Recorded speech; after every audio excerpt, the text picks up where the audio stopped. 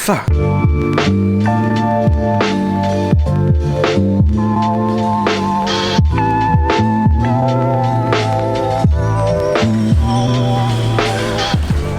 Alright, quick update before we start. So, we woke up late and we rushed to pack all our stuff and ended up like this.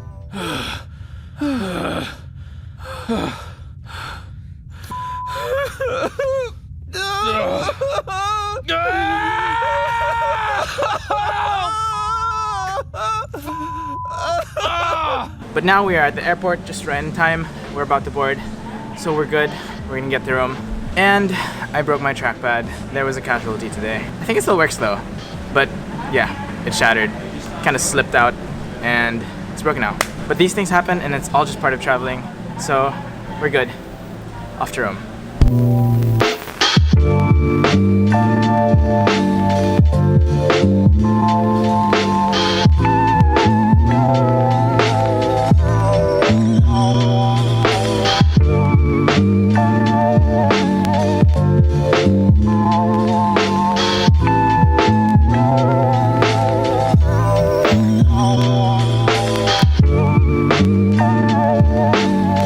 Alright, we have landed here in Rome. We got our bags. But on the flight, I woke up and saw this. Check it out. I shot some B-roll.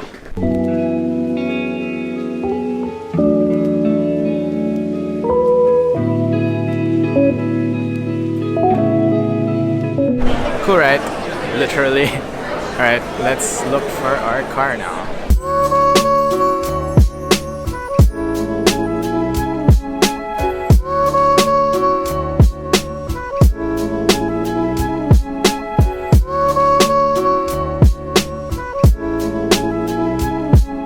Alright, we have made it to Rome and now we are here at our apartment, so I can finally give you guys today's topic, which is part of the exposure triangle, and that is aperture. Now, aperture is one of my favorite topics because from controlling aperture, you get bokeh. And that's basically the out of focus parts of a photo. But we won't go into bokeh too much today because I reserved that for another day, but let's talk about aperture. So first, what is aperture? I was gonna use my own description, but I'm just gonna read from here. Aperture refers to the opening of a lens's diaphragm through which light passes.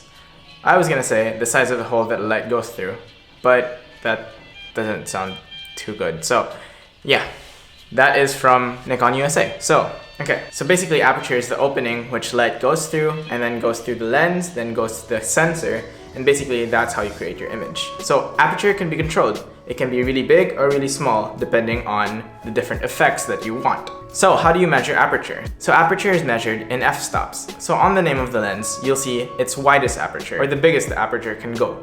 So for example, my favorite lens is the 50mm 1.8 lens.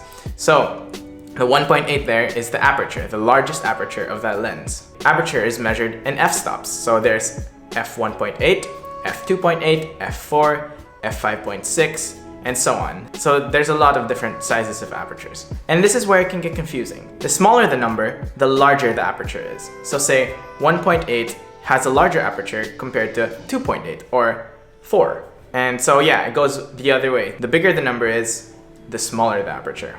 Let's go upstairs.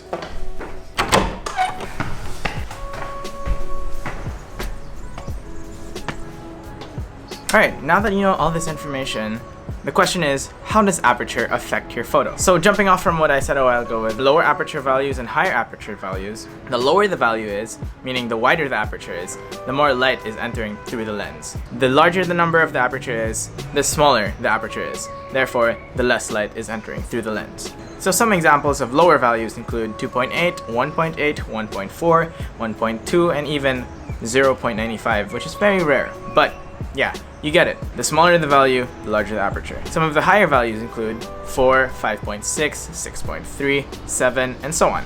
Alright, much like shutter speed, aperture is also dual functional. So not only does it control how much light gets in, but it also controls the depth of field of your image. So basically, depth of field is how wide or how narrow the plane of focus is of your photo. So how it works is like this. This is your camera and your subject is here.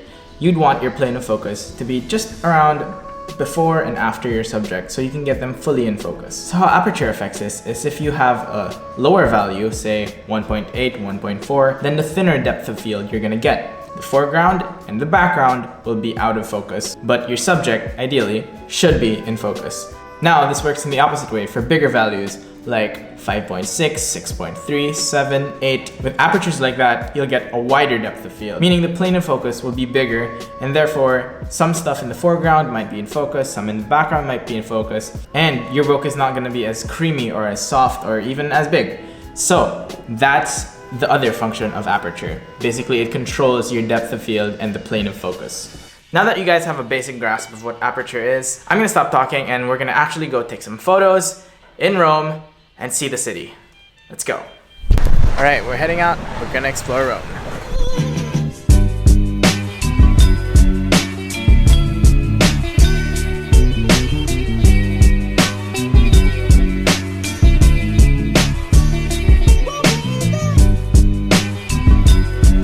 Wow, this is the Colosseum.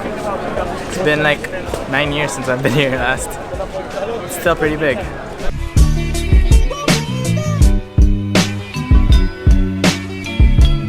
Alright, so to demonstrate aperture, I'm going to be taking a photo of these gates. And the first photo, I'm going to use a wide aperture, and then the second one, I'm going to narrow it down to f8. And then at f8.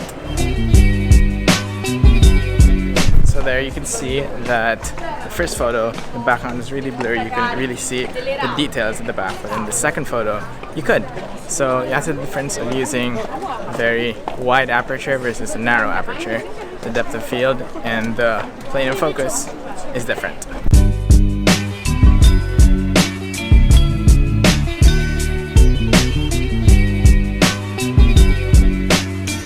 Alright, so AJ took the video tour, so she knows some stuff about the Colosseum. AJ, hit us with some Colosseum facts. Okay, so one interesting tidbit is that the holes in the pillars were where metal joints used to be, and then after the fall of the Roman Empire, this metal was taken out, then repurposed for other infrastructure. So that's why they ransacked this place, basically. So we all know that this Colosseum is pretty old, but what they use for the audio guide, it's even older. It's an iPod Touch from like 2010, or even, no, not even 2009, 8, very old. Alright, we're done with the Colosseum. We're going up this bridge, and really it looks nice. It has a really nice view. Let's get some photos.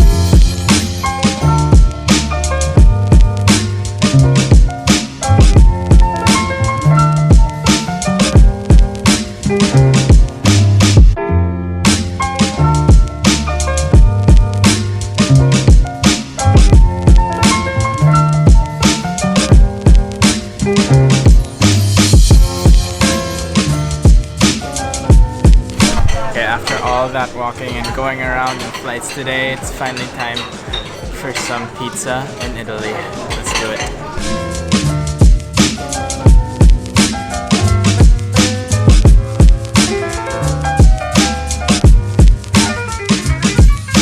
That's about it for today. I hope you guys enjoyed this little talk on aperture.